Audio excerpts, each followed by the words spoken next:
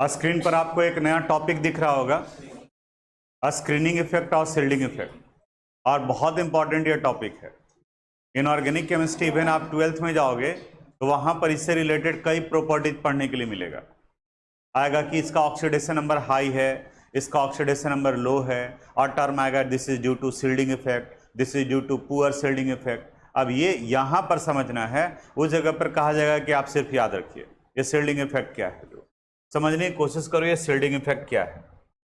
Atom का central part nucleus होता है और इस न्यूक्लियस के चारों तरफ सर्कुलर पाथ हैं, जिस सर्कुलर पाथ को हम लोग सेल या फिर ऑर्बिट कहते हैं।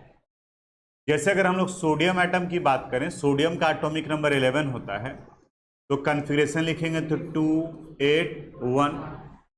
इसके फर्स्ट ऑर्बिट में 2 इलेक्ट्रॉन होगा, सेकेंड ऑर्बिट में 8 इलेक्ट्रॉन, 2 3 4 5 6 7 8, और लास्ट ऑर्बिट में 1 इलेक्ट्रॉन। न्यूक्लियस के ऊपर में पॉजिटिव चार्ज और इलेक्ट्रॉन के ऊपर में निगेटिव चार्ज। तो बताओ तो इस पॉजिटिव और निगेटिव के बीच में अट्रैक्टिव फोर्स लगेगा या रिपल्सिव फोर्स?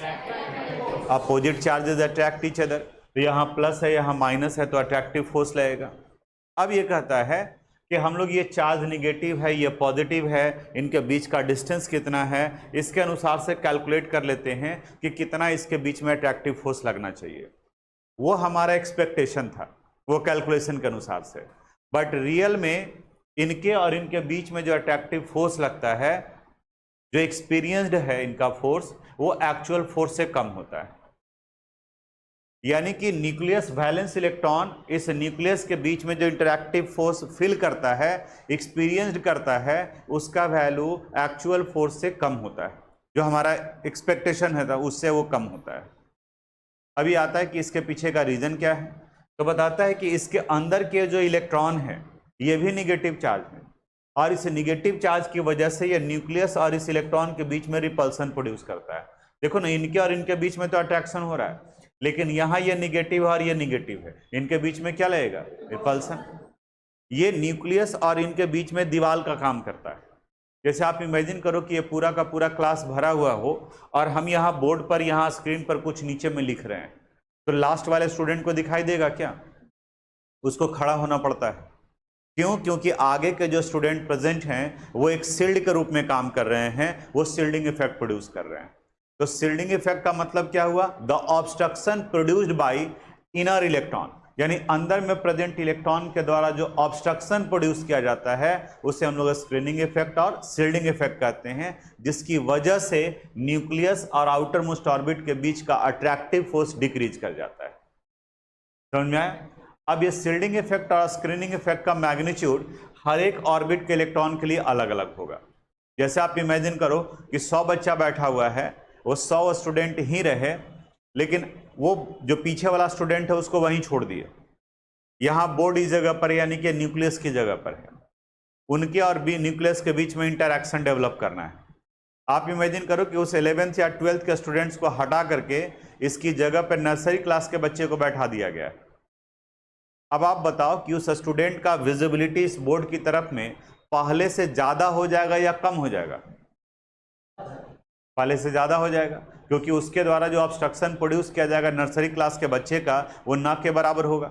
वो बेचारा दोनों हाथ पकड़ के बेंच पर बैठा हुआ रहेगा, पैर जो हवा में झूल रहा होगा इस बेंच पर जो है वो, ठीक है, डरा हुआ रहेगा, सिर्फ मूड़ी जो है वो बेंच के पास में आएगा, बॉडी तो सब बेंच के अंदर में ही रहेगा उसका। अब तीसरा का एग्जाम्पल लेते हैं कि 11th के बच्चे को हटा करके उनके पेरेंट्स को बैठा दिया गया, तो पेरेंट जनरली थोड़ा बल्कि होंगे, ठीक है। अब उस कंडीशन में ऑब्स्ट्रक्शन क्या होगा? ज्यादा प्रोड्यूस होगा। उसी तरीके से इलेक्ट्रॉन को भी 3 पार्ट में बांटा गया है।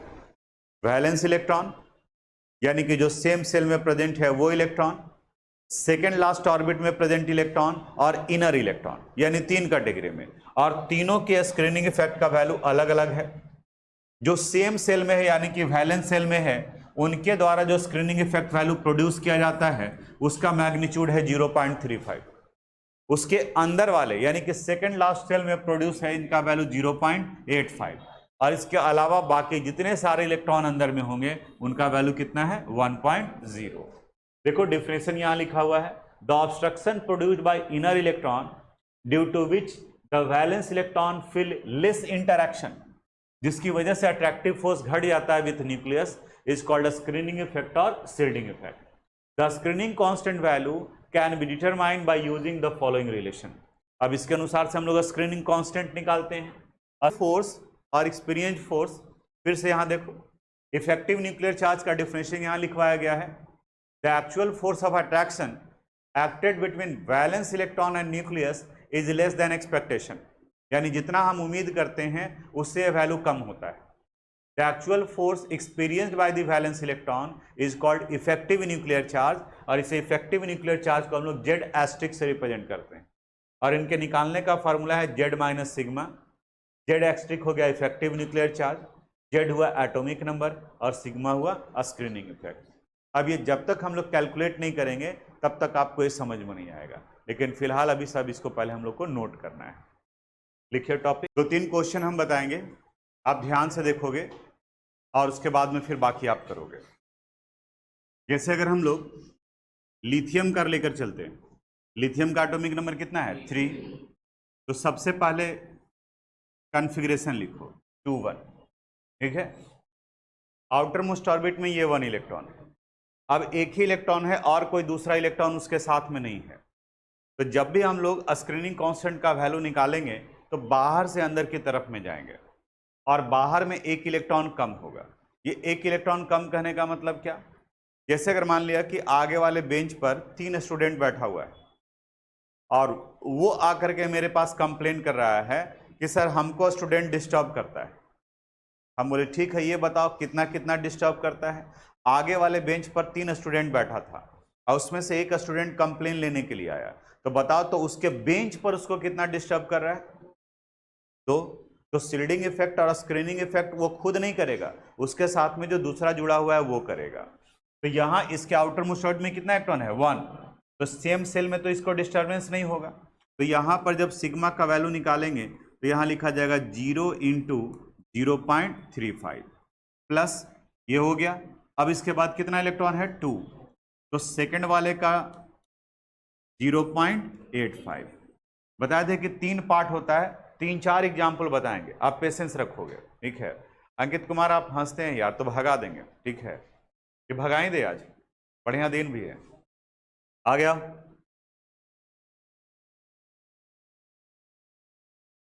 लपड़ थपड़ करने में जरा भी देर नहीं लगेगा, ठीक है।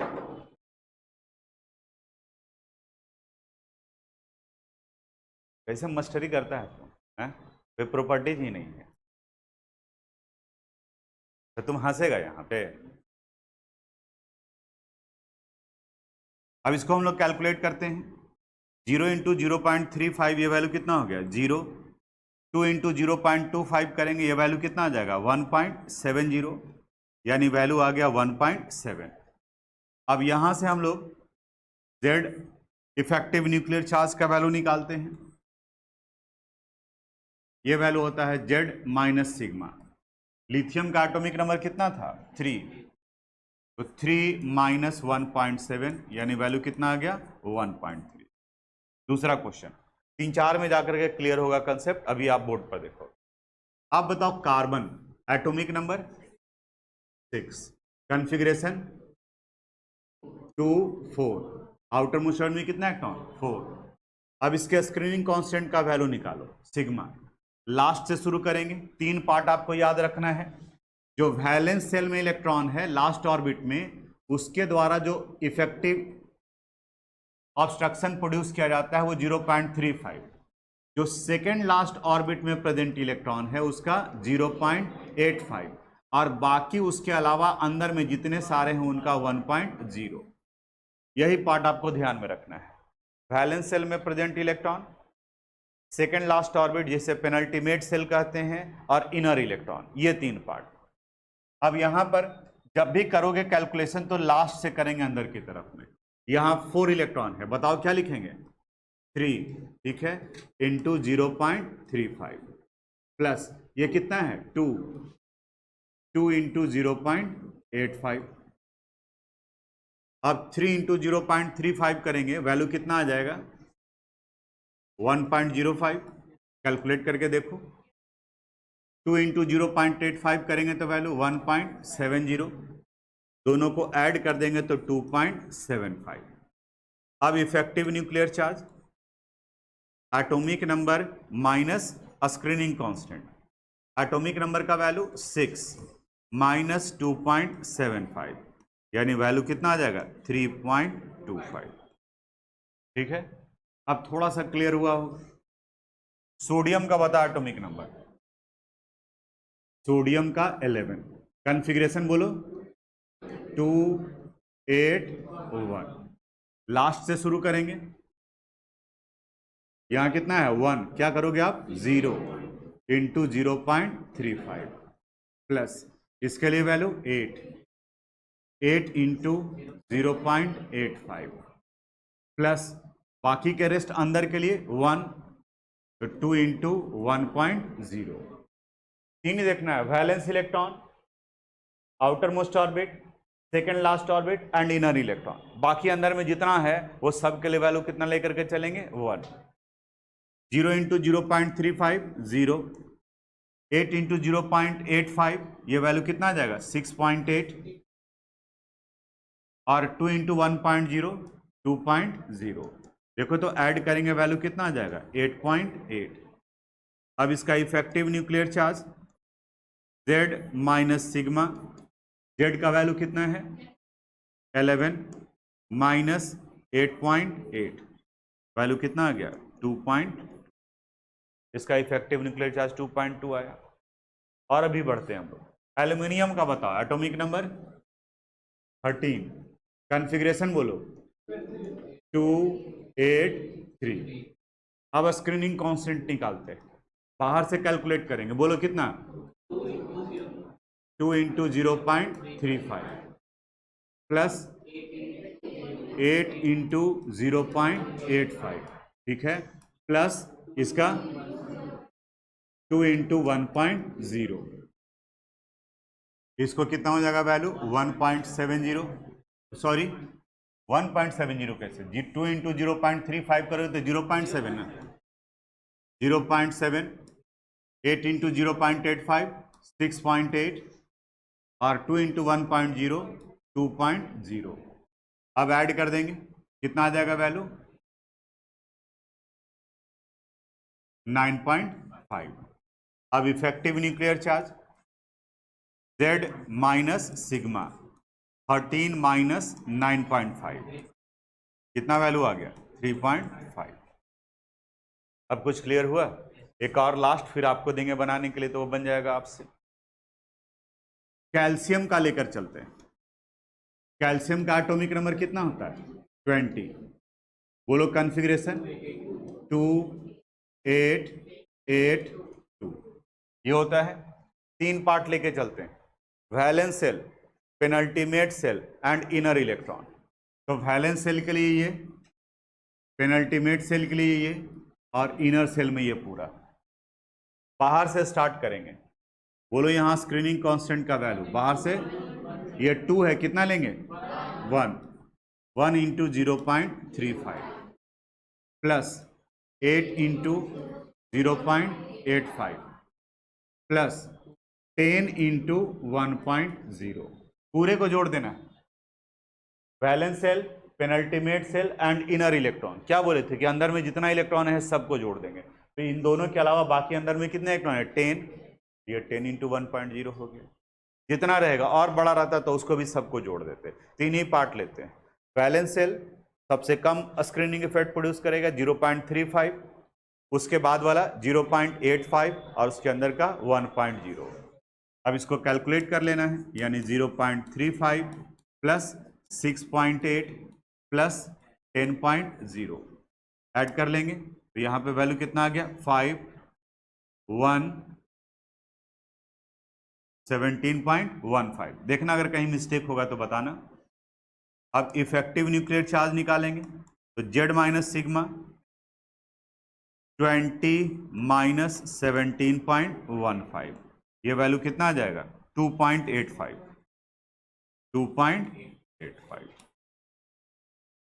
है समझ में निकालने के लिए। तो अगर क्लासिफिकेशन ऑफ एलिमेंट का सॉल्यूशन सेंड किए थे, वो भी अगर आप देखे होंगे तो उसमें क्वेश्चन दिया हुआ था दोनों सेट में जो है वो वैल्यू जो है वो निकालना था, तो इसी तरीके से बताए थे। तो मे भी उस वक्त में नहीं पढ़ा हुआ है तो आपको समझ में नहीं आया कि ये क्या लिखे हैं, लेकिन अब अगर पलट करके आप देखोगे तो समझ में आया कि क्या वो लिखा हुआ था। सिम का 19 कॉन्फ़िगरेशन लिखेंगे 2 8 8 1। क्या बताए थे आपको, इसको 3 पार्ट में बांट लो, valence shell, penultimate shell and inner shell. बाकी अंदर को एंटी पेनल्टीमेट सिर्फ ये है, बोलोगे तो सिर्फ ये आएगा, ये वाला छूट जाएगा, इसलिए हम इसे इनर सेल कर रहे हैं। अब स्क्रीनिंग कांस्टेंट सिग्मा का वैल्यू इधर से स्टार्ट करेंगे, बताओ क्या लिखें, 0 into 0.35 plus 8 into 0.85 plus 10 into 1.0। अब ये वैल्यू निकालोगे तो ये 0 प्लस 6.8 प्लस 10.0 यानी 16.8। अब effective nuclear charge Z minus sigma, Z 19 minus 16.8, value कितना आ गया 2.2 आया, यही तो निकाल सकते हैं आप। एक्सेप्शन भी आएगा और भी दूसरे कंसेप्ट आते हैं जब डी ब्लॉक भी इंटर कर जाता है, डी ब्लॉक यानी कि कैल्शियम के बाद तक का, लेकिन हम लोग के 11th स्टैंडर्ड में जहाँ तक पढ़ना है वहाँ तक में सिर्फ इसी कंसेप्ट को लेकर के चलना है और इसी को ध्यान में रखोगे। अब याद करो आप atomic and ionic radii, top to bottom जाने पर atomic and ionic radii increase करता है due to increase in number of shell. Left to right जाने पर सेल का नंबर सेम है लेकिन साइज डिक्रीज करता है due to increase in effective nuclear charge, वहां पर ये लिखे। अब ये इफेक्टिव न्यूक्लियर चार्ज क्या था वो समझ में आ गया, तो अब हम लोग का काम है कि इसका वैल्यू निकाल लें, तब तो पता चलेगा कि लेफ्ट टू राइट जा रहे हैं तो सेल सेम है लेकिन इफेक्टिव न्यूक्लियर चार्ज बढ़ रहा है, तो इफेक्टिव न्यूक्लियर चार्ज बढ़ेगा तो इंटरैक्शन क्या होगा, बढ़ेगा, और जितना न्यूक्लियस और आउटर मोस्ट ऑर्बिट के बीच का इंटरैक्शन बढ़ेगा उतना ही ज़्यादा वो नज़दीक में आते जाएंगे और साइज क्या होगा, डिक्रीज करेगा। तो सिंपल, ज़्यादा कुछ नहीं करना है, स्टार्टिंग के 3-4 का भी आप निकाल लोगे तो पता चल जाएगा कि ट्रेंड क्या जा रहा है। स्टार्टिंग के लिथियम एटॉमिक नंबर 3 कॉन्फ़िगरेशन लिखेंगे तो 2-1, स्क्रीनिंग कांस्टेंट का वैल्यू 0 इंटू 0.35 प्लस 2 इंटू 0.85, ये वैल्यू कितना आ गया 0 प्लस 1.70 यानी 1.70।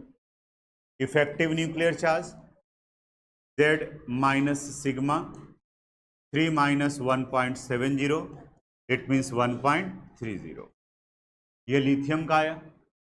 उसी तरीके से फिर बेरिलियम का निकालेंगे, बेरिलियम का कॉन्फ़िगरेशन बोलो 2-2, स्क्रीनिंग कांस्टेंट का वैल्यू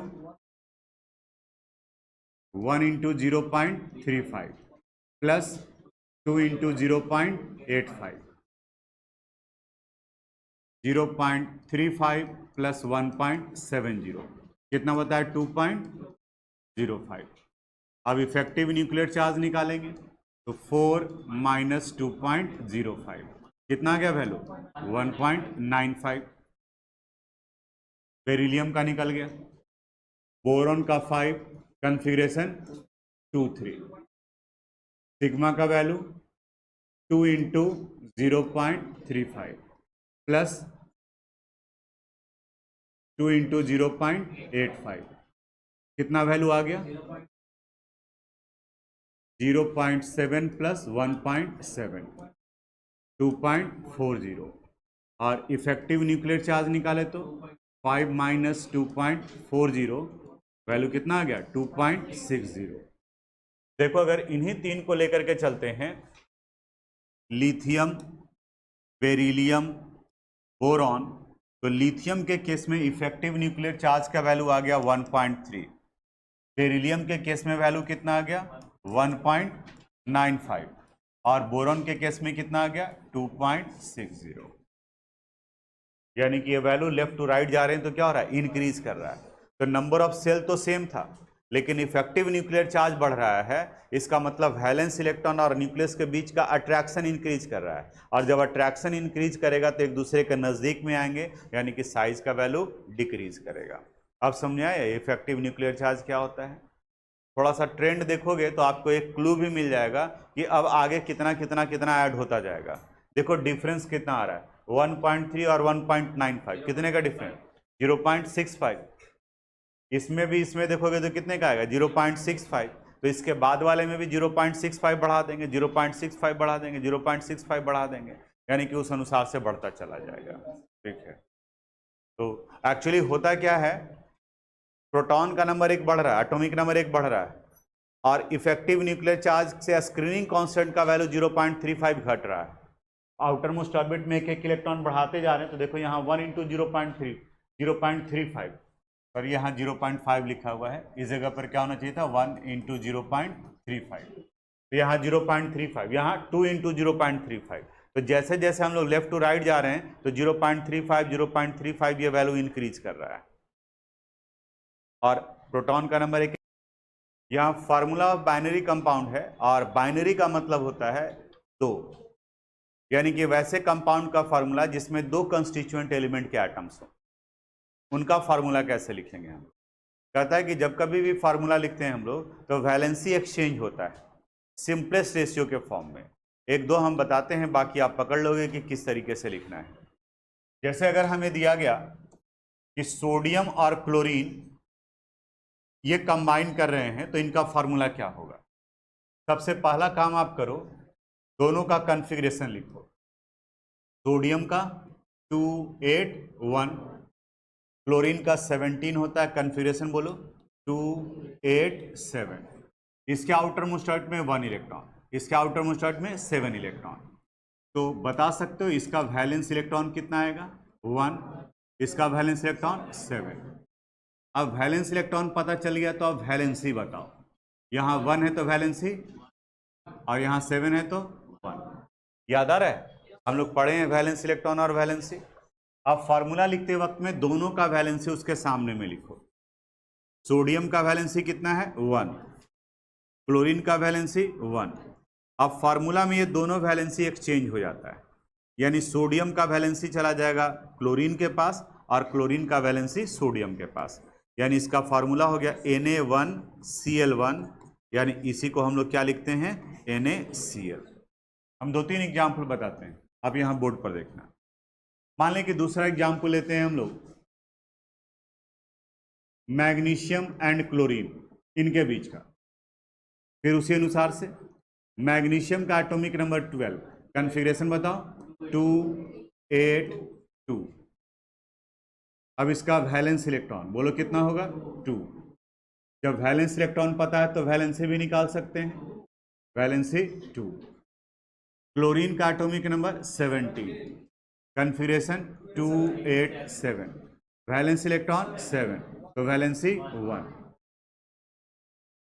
मैग्नीशियम का वैलेंसी 2, क्लोरीन का वैलेंसी 1। फार्मूला लिखते वक्त में वैलेंसी एक्सचेंज होगा, यानी ये वैलेंसी वहाँ और ये यहाँ, यानी कि फार्मूला क्या हो गया, Mg1Cl2, 1 को हटा देंगे यानी फार्मूला MgCl2। यानी सोडियम क्लोराइड लिखते हैं तो NaCl होता है, और मैग्नीशियम क्लोराइड लेते हैं तो MgCl2 होता है। एक दो और, जैसे अगर एल्युमिनियम और ऑक्सीजन का कॉम्बिनेशन से फार्मूला क्या बनेगा जो लिखना है। एल्युमिनियम का 13, कॉन्फ़िगरेशन 283। अब इसका वैलेंस इलेक्ट्रॉन बताओ 3, तो वैलेंसी कितना होगा 3। वैलेंस इलेक्ट्रॉन 1 2 3 4 5 6 7 8, और वैलेंसी 1 2 3 4 3 2 1 0, इस तरह से जाता है। ऑक्सीजन का एटॉमिक नंबर 8, कॉन्फ़िगरेशन लिखेंगे 26। बताओ वैलेंस इलेक्ट्रॉन 6, वैलेंसी 2। अब दोनों का वैलेंसी एक्सचेंज करेंगे, एल्युमिनियम का वैलेंसी 3 और ऑक्सीजन का वैलेंसी 2। अब ये दोनों एक्सचेंज करेगा, ये यहाँ पर और ये यहाँ पर, तो देखो तो क्या हो जाएगा फार्मूला, Al2O3। है समझ में।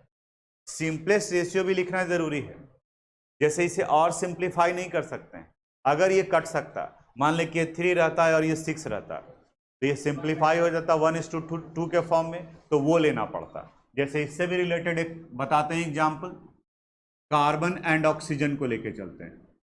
कार्बन का एटॉमिक नंबर 6, कॉन्फ़िगरेशन लिखोगे 2,4। ऑक्सीजन का एटॉमिक नंबर 8, कॉन्फ़िगरेशन 2,6। बोलो इसका वैलेंस इलेक्ट्रॉन कितना आएगा? 4। इसका वैलेंस इलेक्ट्रॉन 6। अब वैलेंस इलेक्ट्रॉन पता चल गया तो वैलेंसी बता सकते हैं 4 और इनका 2, यानी कार्बन का वैलेंसी 4 हो गया और ऑक्सीजन का वैलेंसी 2। देखो तो अब ये सिंप्लीफाई हो सकता है, यहाँ 4 है और यहाँ 2 है, ये कितना आ जाएगा? 2 और यहाँ 1। अब एक्सचेंज करो, ये 1 कार्बन के पास और ये ऑक्सीजन के पास, यानी C1O2, इट मीन्स CO2। ठीक है, अब इसको आप कॉपी कर लीजिए। Thanks for watching this video. अगर आपको कोई प्रॉब्लम है, अगर किस तरह का समझने में कोई दिक्कत है, तो आप मुझे मैसेज कर सकते हैं। हम अपनी तरफ से पूरी कोशिश करेंगे उसे रिप्लाई करने के लिए। अगर आपको ये वीडियो पसंद आया हो तो प्लीज़ इसे लाइक करें, सब्सक्राइब करें एंड शेयर करें। Thank you very much.